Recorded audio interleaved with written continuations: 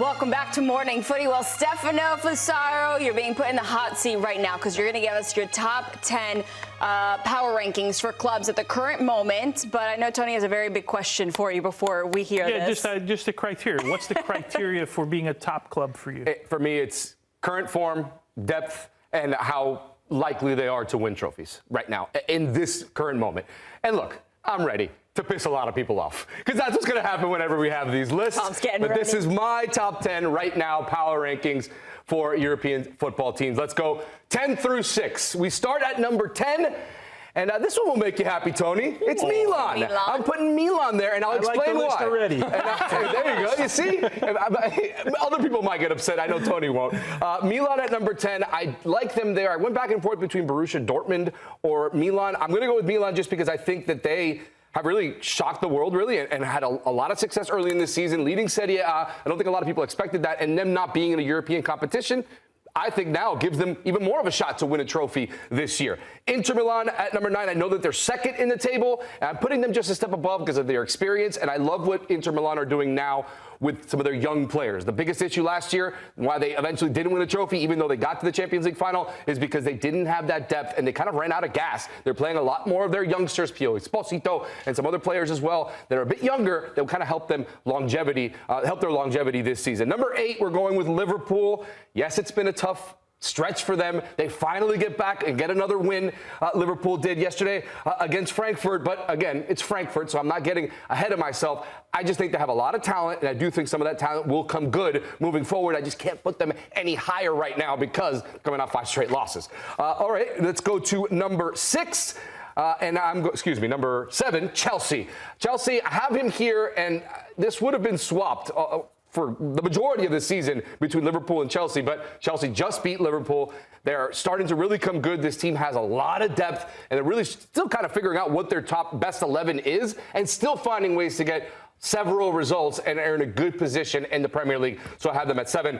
And number 6, Manchester City. The reason they're not higher is because right now it's the Erling Haaland show. And who else is going to show up? That's my biggest concern for Manchester City. They are a fantastic team with plenty of depth, but if they don't get some secondary scoring, how good can they be? How many trophies can they have an opportunity to win? So Manchester City sitting at 6.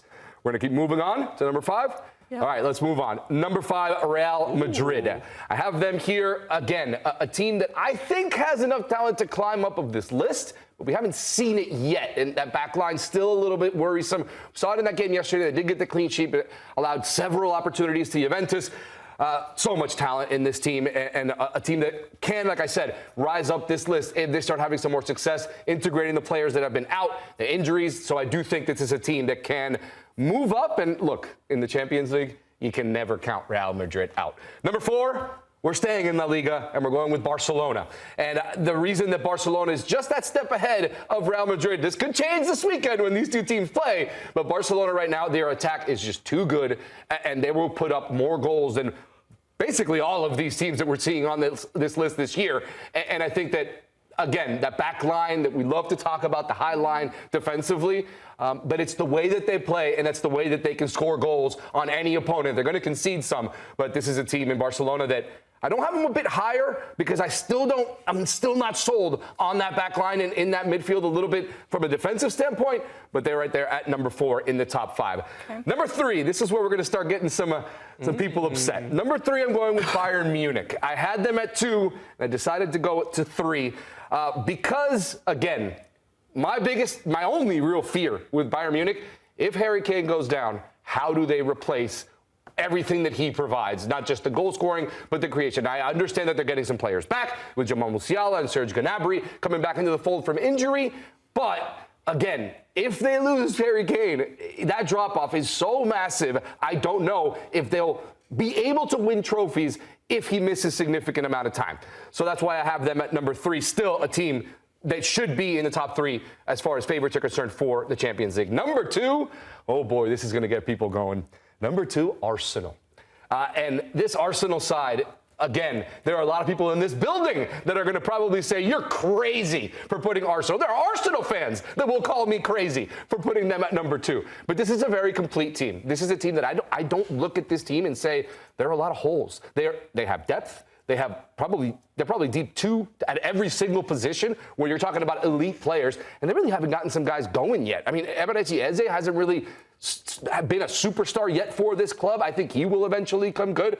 Gyökeres has not really been a fantastic striker, done the job, but we got to get more goals from him eventually. But some of their bench players have been coming off and really contributing. Leandro Trossard and Gabriel Martinelli have been better because they're not starting every single game. So I think that they are, right now, the cream of the crop when it comes to the Premier League and a team that's just complete top to bottom and probably the best defense in all of Europe right now. They've only conceded 3 goals to this point in the season. That's incredible when you're talking about the amount of matches they've played.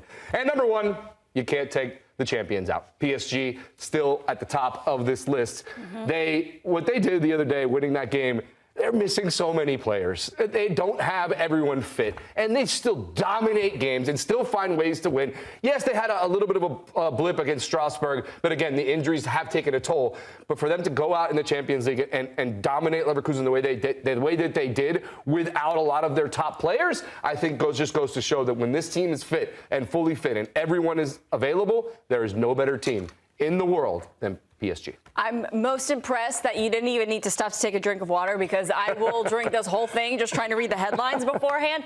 But okay, so I've pulled up what you did 2 months ago. So the biggest notable things is he sounded not enthused by this. You gave me like 10 minutes to go do research. I could have done a bathroom break and everything during that time. Right now. I know, there are always receipts here. No, but this is all good stuff. So at the bottom, you took out Atletico Madrid and you took out Napoli and you swapped in AC Milan and Inter Milan. You had Arsenal, they moved up from 6 to 2. You had Bayern up from 6 to 3, and then you had Liverpool fall from 3 to 8. So I think those are some really big changes that shows how things have really played out the past 2 months. I agree. The only team that I think that is missing here that is a glaring omission is Galatasaray. They are top of the Turkish league with 8 wins and a draw in 9 matches and doing well in the Champions League. So any one of, whether it's Inter Milan or Chelsea or Liverpool, probably could have been sacrificed. So that's my only quibble. Palmeiras fans and Flamengo fans, it's at Stefano Fusaro. Is that right? Well, I'll say this. When you're talking about South American teams, I kept this to European sides. But Flamengo, I've said it from the beginning, the favorites to win Copa Libertadores.